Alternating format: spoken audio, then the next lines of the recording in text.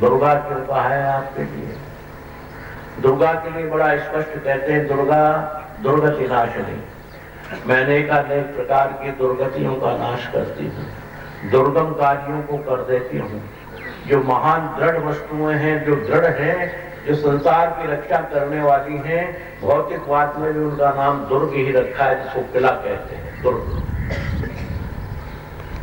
दुर्गमापहा, दुर्गा दुर्गति नाशिनी, मैं अनन्य प्रकार के दुर्गम कामों को भी करने वाली हूँ, अनेकानेक दुर्गतियों का नाश करने वाली हूँ। तो देवी क्यों कहते हैं? दिव्य जन्मम कर्मम च मे दिव्य, मेरे जन्म मेरे कर्म दोनों ही दिव्य हैं, क्योंकि मैं किसी माँ के पेट से जन्म नहीं लेती।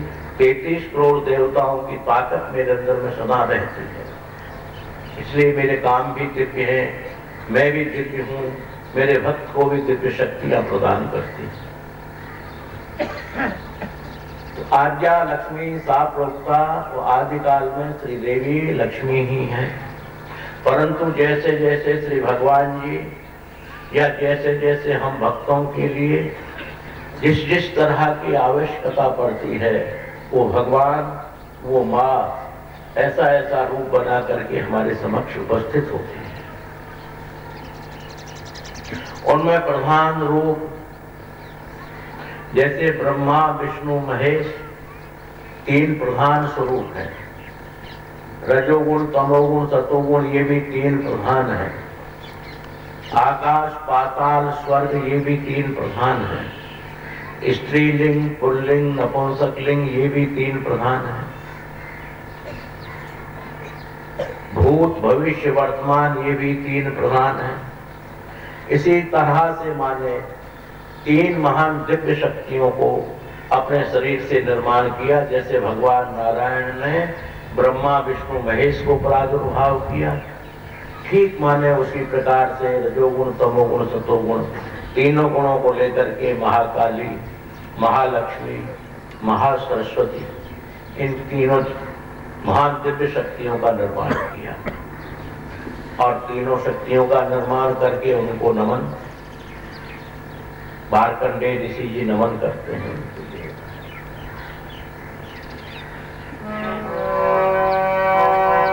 अंगम चक्र गदे सुचाप परिध शूलम भुसुंडिम शिरः शंखं संदधकिं करैस्त्री नयना सर्वांग भूषावृता नीलाश्म ज्योतिमास्य पाददशका सेवे महाकालिकाम् याम स्तौष्वपिते हरौर्कमलजो हन्तूर्मधु कैटभम् खंगम चक्र गदेषु चाप परिधः शूलम वसुंडिम शिरः शंखम संदधतिं करैस्त्रिनयनां सर्वांग भूषावृताम्। उस महामाँ आदिशक्ति महाकाली आदिशक्ति को आद्या लक्ष्मी साफ रोकता, पर उन महालक्ष्मी श्री देवी ने प्रथम रूप जो धारण किया वो 10 भुजाओं वाला किया। शंखम, एक हाथ में शंख, एक में चक्र, शंखम चक्र गदेषु, एक में गदा, चाप परिघ, एक में परिघ, शूलम भुसुंडिम शिरः, विषम का सिर, और 3 नेत्र वाले, और भक्तों को परम सुख देने वाले। चेहरा तो माँ का बहुत ही डरावना नजर आता है कि ऐसे चेहरे को देखकर तो साधारण आदमी तो भाग ही जाएगा, रुकेगा ही नहीं, नमस्कार ही नहीं करेगा। जो शंखम चक्र गदे सुचाप परिघ शूलम मुसुंडी सिर शंखम संदल्तिम करैस्त्रिनयनाम सर्वांग भूषावृता नीलास्मद्युतिमाश्य पादवस्तः सेवे महाकालिका। नीलास्म लोग उसको काली कहते पर शास्त्र काली नहीं कहता, नीलास्मद्युति, जैसे ही आकाश नीला है उसकी नील वर्ण है, जैसे भगवान नील वर्ण है ठीक उसी प्रकार से नील वर्णा है नीलास्मद्युति। और वो नीला खाली नहीं, द्युति, द्युति कहते हैं प्रकाश, इसके एक एक रोमे में से एक एक कण में से प्रकाश फैल रहा है, नीलास्मद्युति। माश्य पाद दस्तः, और विचित्र घटना देखिए, पाद दस्तः 10 पैर, ऐसे महाकालिका का आपको हमको सबको सेवन करना चाहिए, क्योंकि ये महाकाली देवी देखने में तो आप रूप वर्णन कर ही रहे हैं, आप सुन ही रहे हैं कि ऐसा रूप है देखने में, परंतु काम करने में, प्यार करने में इसका मुकाबला लक्ष्मी भी नहीं करती, सरस्वती भी नहीं करती। ये सरस्वती के दो उपासक बैठे कहेंगे कि ये निंदा कर रहे, निंदा नहीं कर रहा। सरस्वती के लिए भी बचपन से लेकर और चोटी के रस्सी बांध करके पहले पढ़ा करते थे, आजकल तो पता नहीं है, और पढ़ते थे ऐसा। और बड़े बड़े उपद्रववादी, यानी उपद्रव का मतलब बड़े बड़े पोथे, बड़े बड़े तोते तो रखा करते थे, शास्त्रार्थ हुआ करता था, कितना परिश्रम था।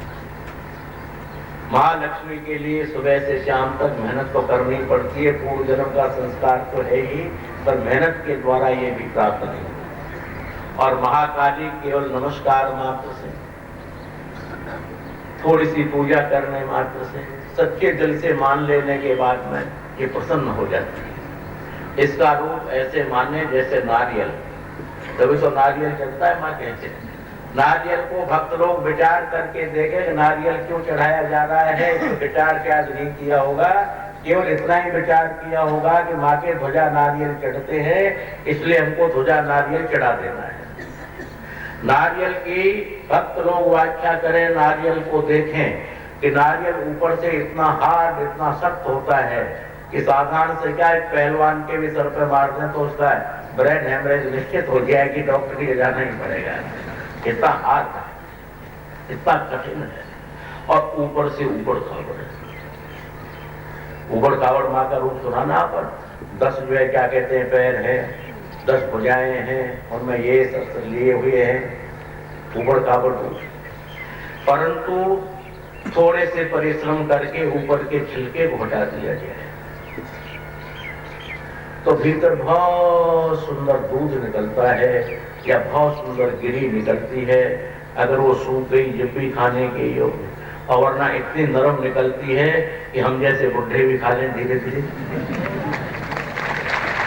अभी जवानों को तो बात ही छोड़ दीजिए, हम जैसे बुढ़े भी उसको खा लें, इतना नरम निकलता है, मलाई टाइप। ऐसा ही माँ का स्वरूप है। भक्त लोगों के लिए ऐसा ही विचार करना चाहिए। अगर ऊपर से इतनी शक्त ना हो तो मेरे प्रेमियों हमारी रक्षा कैसे करेगी?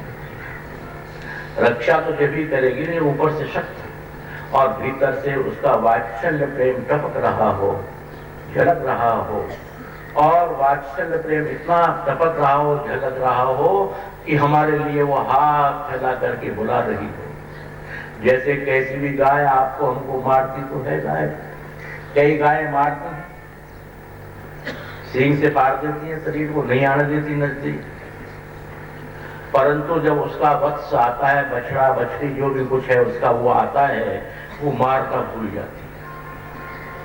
और किसी प्रकार का बिना खाए बिना पिए, चाहे भूखी है चाहे प्यासी है चाहे जैसी भी है, अपने थनों में से दूध स्वतः निकलने लग जाता है बच्चे को देखते ही। और बच्चे के साथ 3 काम करती है, फिर वो अपना स्नेहमयी दूध पिलाती है, प्यार से उसको चाटती है और अंग के स्पर्श करती है। ठीक उसी प्रकार से आदि महाकाली लक्ष्मी देवी जो महारानी है, वो यहाँ तक प्रमाण मिलता है कि अपने भक्त के लिए स्तनपान भी कराती है। स्तनपान कराने का प्रमाण